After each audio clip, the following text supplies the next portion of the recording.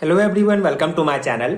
आज हम इस वीडियो में कर्टियस रीअरेंजमेंट रिएक्शन के बारे में डिटेल में डिस्कस करेंगे।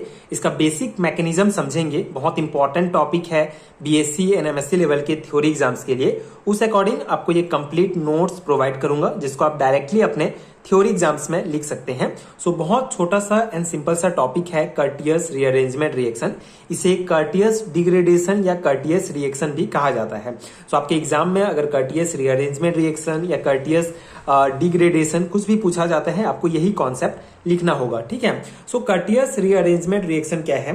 The Curtius rearrangement is a versatile reaction that convert a carboxylic azide to an isocyanate under thermal condition, ठीक है। तो बेसिक पॉइंट यही है, आपको ध्यान रखना होगा।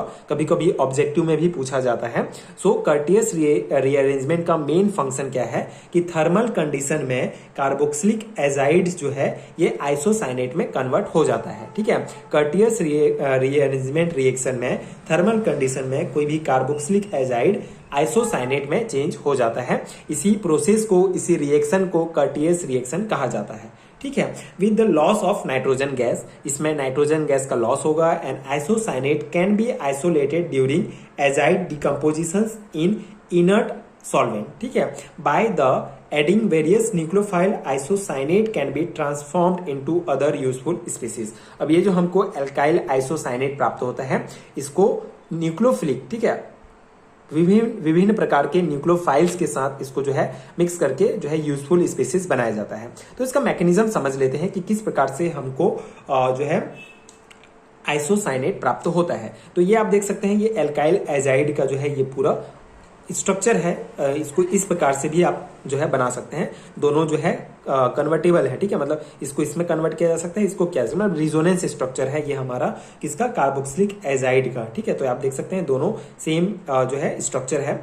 सो जब इस कार्बोक्सिलिक एजाइड या एल्काइल एजाइड में नाइट्रोजन गैस का लॉस होता है तो हमको एल्काइल नाइट्रीन प्राप्त होता है। यहाँ आप देख सकते हैं ये एल्काइल नाइट्रीन का स्ट्रक्चर है। फिर जब इस एल्काइल नाइट्रीन का आगे डिकम्पोजिशन होगा, ठीक है, आगे जब रिएक्शन होगा तो हमको ये एल्काइल आइसोसाइनेट प्राप्त होता है। तो ये एल्काइल आइसोसाइनेट का स्ट्रक्चर है। तो ये बहुत सिंपल सा बेसिक सा इसका रिएक्शन है, मैकेनिज्म है।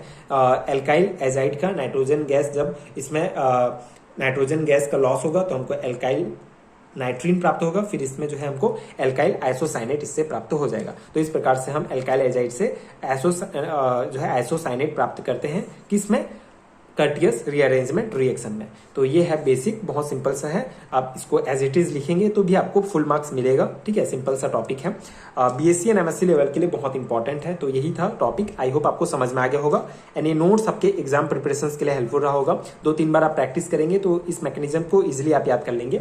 तो ये पर्टिकुलर टॉपिक आपको basics of organic chemistry unit में मिल जाएगा। सो अगर आपको इस यूनिट के और वीडियोस देखने हैं तो प्लेलिस्ट का लिंक आपको डिस्क्रिप्शन बॉक्स में मिल जाएगा। इसके अलावा अगर आपको बीएससी एंड एमएससी लेवल के हैंडरिटन नोट्स चाहिए तो उसका पीडीएफ का लिंक भी आपको नीचे डिस्क्रिप्शन बॉक्स में मिल जाएगा। आप चेक कर सकते हैं एंड नोट्स डाउनलोड कर सकते हैं। एंड अगर वीडियो हेल्पफुल है तो आगे की वीडियोस देखने के लिए एंड हैंडरिटन नोट्स के लिए प्लीज चैनल के साथ जुड़े रहिए। Thank you so much for watching.